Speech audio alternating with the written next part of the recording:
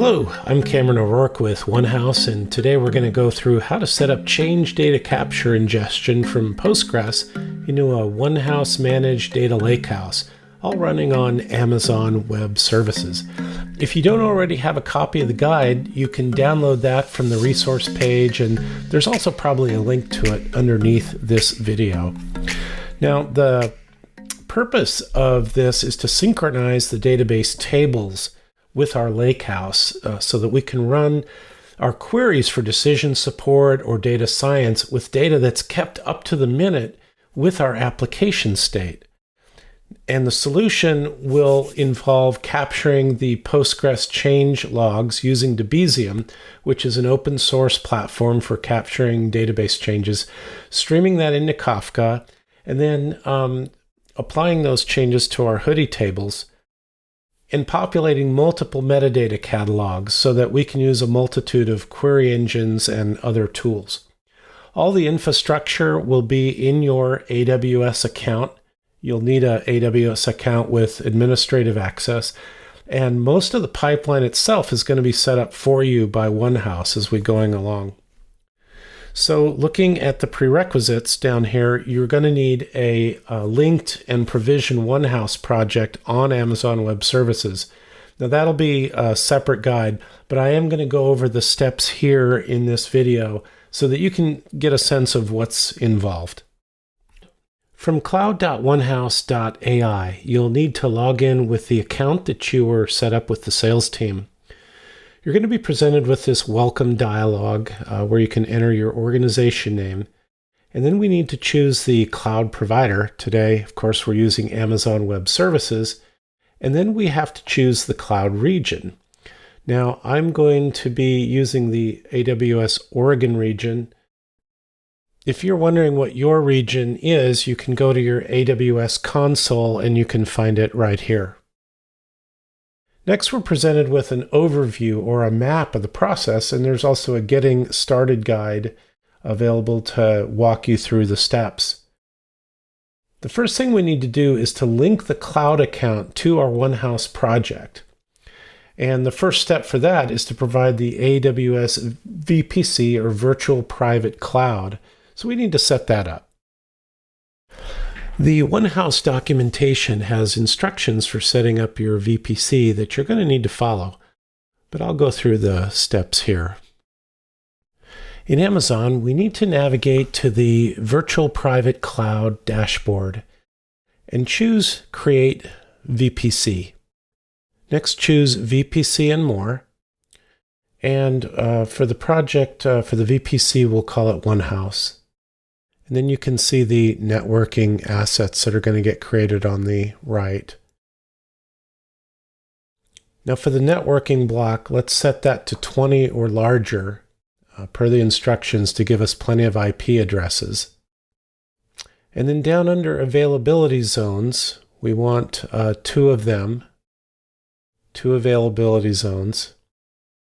And we want to choose two public subnets and two private subnets, and one NAT gateway, and one S3 endpoint. And then simply check Create VPC to build it. The NAT gateway takes several minutes to activate, so we have to wait for it to complete for a bit. After the VPC is built, we can go in and examine the resources that were created.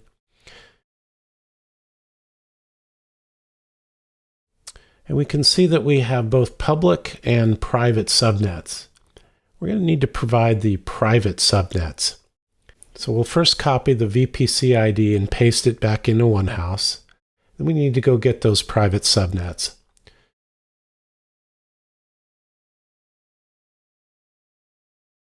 So we can just click in, copy the subnet ID,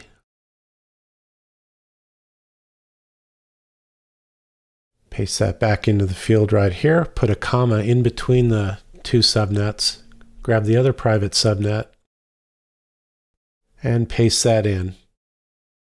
Now the onboarding method that we're going to be using is CloudFormation.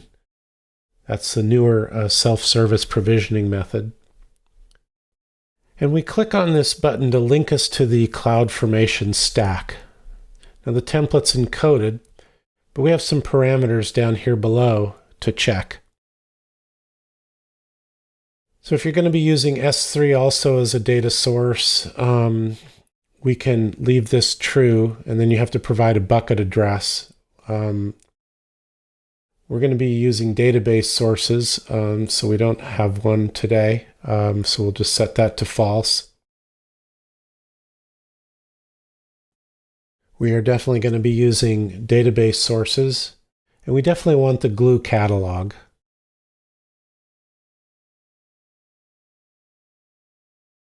And that's pretty much it. We can go down and we can click create stack after this acknowledgement here.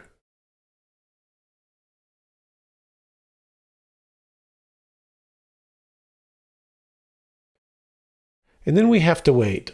We can monitor this page here for updates.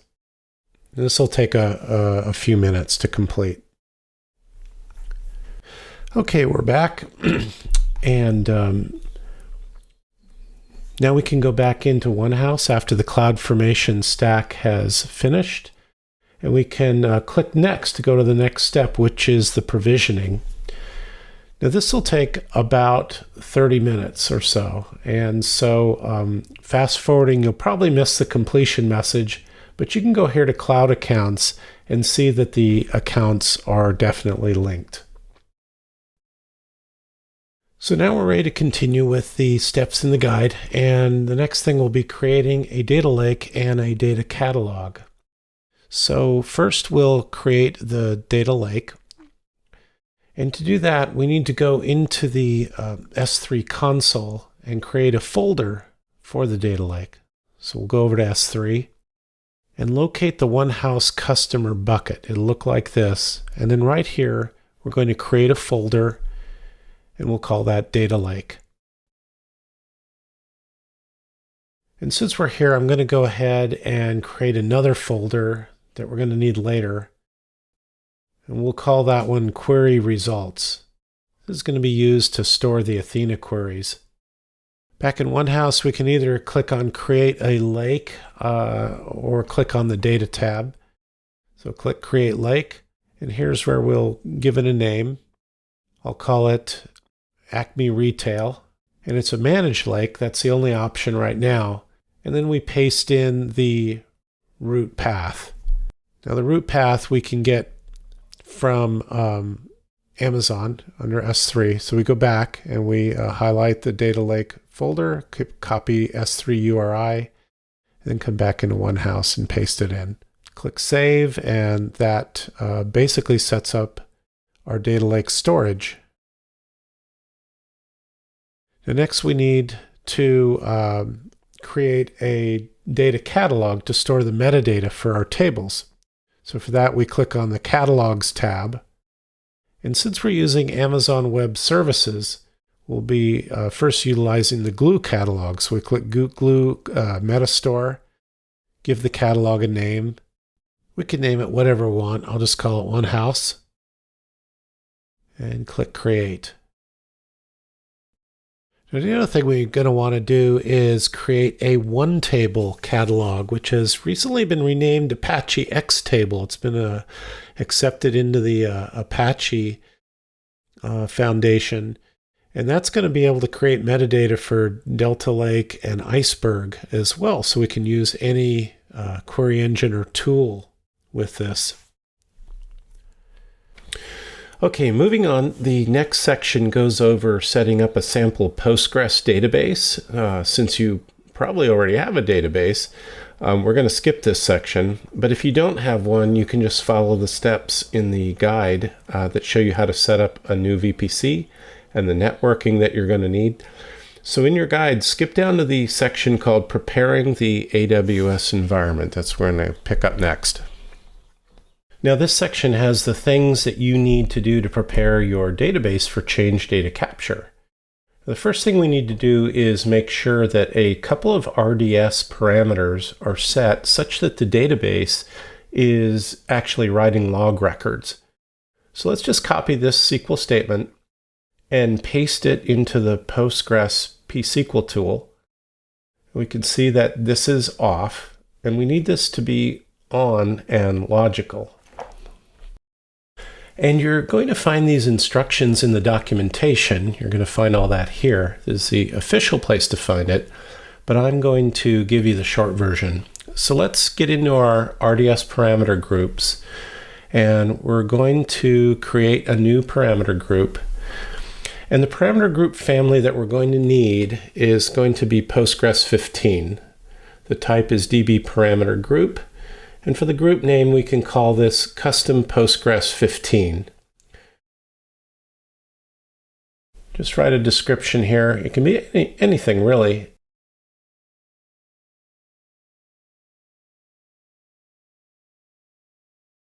And then just hit create. Now we have to go back in and edit one of the parameters in this parameter group. So go up here and click edit, and we're going to be looking for logical replication. Once we find it, right there, we need this to be 1. So set that to 1, and then we'll save those changes. And now we have to go into our database and modify it to use the new parameter group. So we'll modify.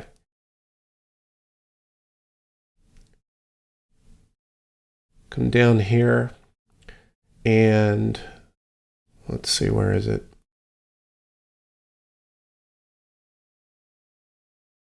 It's under additional configuration. And we're going to set this to custom Postgres 15. Okay, that's all good. Let's continue. Now we need to make sure we say apply immediately and then click modify DB instance. We're going to need to reboot the database to have the parameter change take effect. Now this will take a minute or two, so I'm going to jump ahead here. Okay, the database is available again, so now we can go back into the database. Go into our pSQL. We may need to reconnect here. And we'll run the same query here that we did before, and now we can see the parameters are on and logical, which is what we want to see. Next, we're going to create a dedicated database user. And I'm going to copy these statements that create the user and apply the proper grants. Now this password's long been changed, but I suggest you always use a randomly generated password. Now let's go back and get the rest of the statements and run them.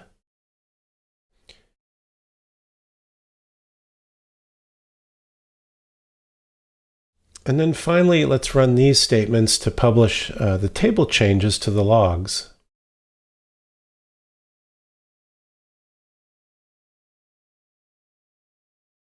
Now, as it says, if you didn't restart the database, you'll get an error here, okay? So if that happens, go back and restart your database. And finally, we're going to create this heartbeat table. So we'll just select all of this and paste that in and create the heartbeat table. All right, next thing we need to do is create a schema registry in Glue. So what we'll do is we will come in here and we'll go over to Glue, choose Glue, and then I will click Schema Registries and we'll hit the Add Registry button, give it a name, Onehouse, add a description if you want, and just add that registry. Looks good. Next thing is to add some write permissions for Glue to some of the roles that we're using. So we'll walk you through that. So we're going to be in IAM, and we're going to look for roles, and we're going to search for this one, the Onehouse roles. And first I'm going to modify the core role. I'm going to click in, and I'm going to add permissions, and then attach some policies. These are going to be AWS Glue policies. use a service role and give the registry full access. And then we'll add those permissions. And then back to roles. Again, Onehouse. The other thing we want to do is this EKS node role. So I'll click into that. Going to add a permission. Attach the policies.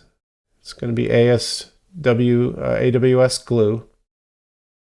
It's going to be an AWS service role. And we're going to add these permissions. And we'll be able to see that the full access is already on there, so that's okay. And the next thing we got to do is set up a VPC peering connection. And we're going to do that over here in the VPCs. And we're going to click into peering connections. And then create peering connection. And what we're doing is actually setting up a connection between the VPCs so that the network traffic can flow between them. In this case, between your database in one VPC and the Onehouse infrastructure in the other VPC. So we can call this one Acme, Onehouse to Acme DB. And we'll set the first peer to the Onehouse VPC, and then the second peer to the database VPC. Notice that it says associated under status, and then click down below here, create peering connection. Now, very important, you must accept the peering connection as an administrator, so we have to come under here to accept the request. Otherwise, it's not going to work. Next, we need to add routes to the routing tables. And I know this all seems like a lot, but this is all just standard stuff you have to do if you're using AWS and Debezium or really most anything else. It's not specific to Onehouse. So we need to go in and look at our routing tables. And we're going to work on the public routing tables. And we'll modify this one first. So we're going to add a route pointing to the other network that we set up, which is 11.1/20. And the target is going to be peering connection. And then we set the other connection and then choose to save those changes. Now, if the status down here says black hole, it means you either didn't accept the peering connection or as an administrator, or you didn't set your destination correctly. So if it doesn't say active, go back and retrace your steps. Okay, so now we're going to need to go do this for the other side as well. And remember that this VPC, the Onehouse VPC, is on 10.0.24. So choose that.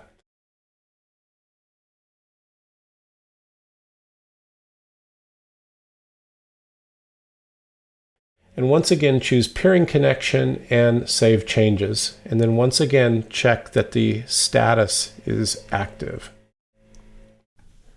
Okay, we've now concluded all the preparation and the peering connection, and we're ready to create a data source and a stream capture next. So first we're going to create a data source. So we'll click on Sources and then click Add New Source. And we can see the different sources that we have here, quite a few. But keep in mind, if it's not listed here, you can get to darn near anything through Confluent Cloud or Kafka. But for today, it's going to be Postgres. And we're going to fill in these fields. So the name of the table, we'll just call it Acme Retail. The credentials are stored by Onehouse, that's fine. The database host is going to be the host name that was assigned by AWS, or your internal or external domain name. So we'll just grab that and paste it in. And the database port for Postgres is usually 5321. And the database name is the name that you use when you set up your database. And if you forget it, you can always go over here into PSQL and you can list the different databases. Now this is very important. This database user is our CDC user that we set up specifically for Onehouse. So enter the CDC username and the CDC user password. Remember that the schema registry was what we set up in Glue. In this case, it was called Onehouse. So we're going to type in Onehouse here, and then click Create Source. The system will do a connectivity check, and if you did everything right, then the data source is added and in the list. Next, we're going to set up a stream capture for each of the tables in our database. So we'll choose Stream Captures. We're going to add a new stream and get this Getting Started guide out of the way. And we'll call this capture Acme Retail CDC. This is where we're actually creating the change data capture. So choose a data source that was just created, and the write mode is going to be mutable because we want the synchronization to capture the updates and the deletes. 5 minutes is fine. And now we select the tables. Notice that Onehouse is pulling in the table names from our database. And then choose Categories, Stores, and Master. Leave the scans out. That's for another demo, and that'll be coming in a different way. Now for each of these tables, you must click the Configure button.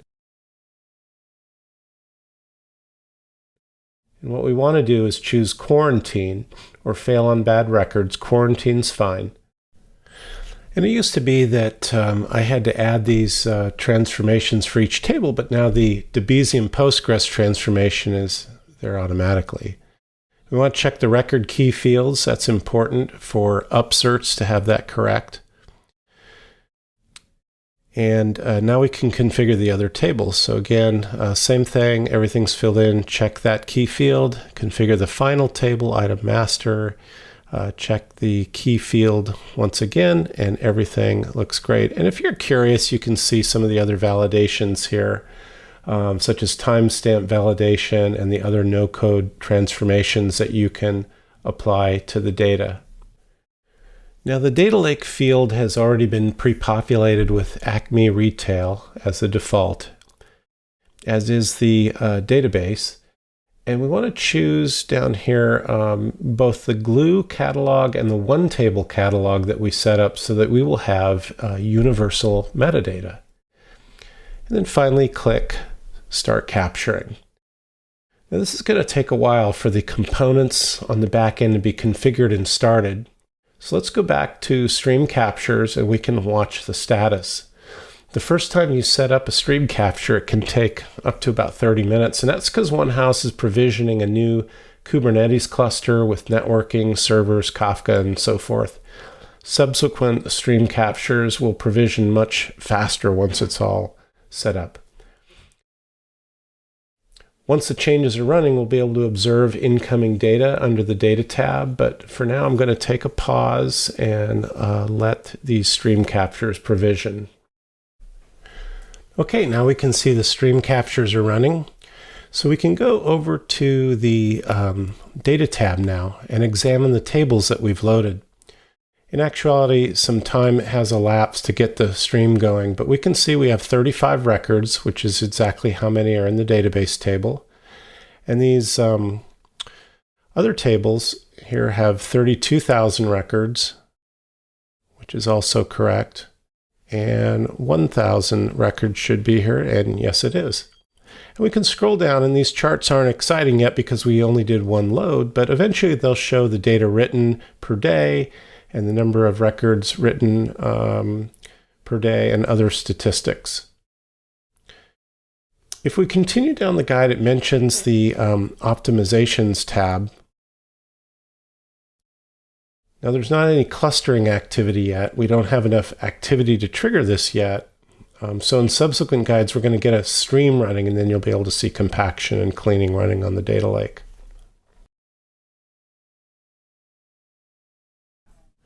The Operations tab will show us any records going into quarantine, and you can also set save points and restore to a prior state. And then finally, the History tab shows every commit and table operation. That'll be here along with the details of each commit. If we go back into Amazon and we examine the glue registry, we can see what's been created for us. And we can see that the schemas have been populated along with some tables in the database. For example, we have our categories table here, and Amazon creates for us both a read only and a read-write access method depending on whether we want to emphasize speed or concurrency. And next we can use Amazon Athena to query the data in the data lake. So in the left-hand menu, choose the query editor.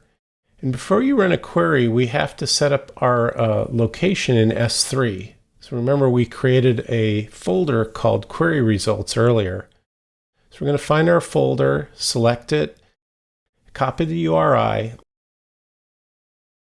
and paste that in for the location where Athena will cache our query results.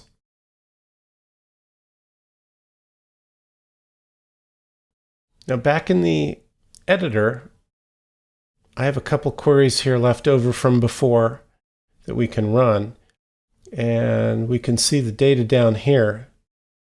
And we have a few hoodie columns and some columns added by Debezium with our actual table data over here to the right.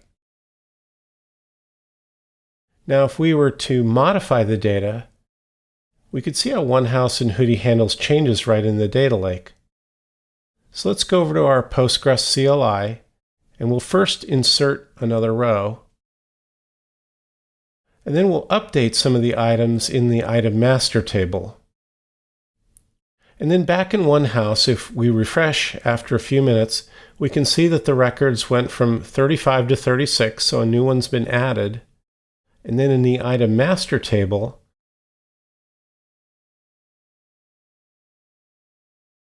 if we click the History tab and examine the latest commit details, we can see the 30 records updated. And of course, we can use any kind of query tool or analytics tool to work with our data. Here I have a simple mode analytics query and chart. And I'm also reading the very same data into Databricks into a notebook, leveraging the Delta Lake metadata that we populated using one table, or now it's called Apache X table. So I hope this shows you how easy it is to use Onehouse to set up an end-to-end change data capture pipeline. And if you'd like to try it yourself, just go to onehouse.ai and click the Try It Free button to get started. Thanks for watching.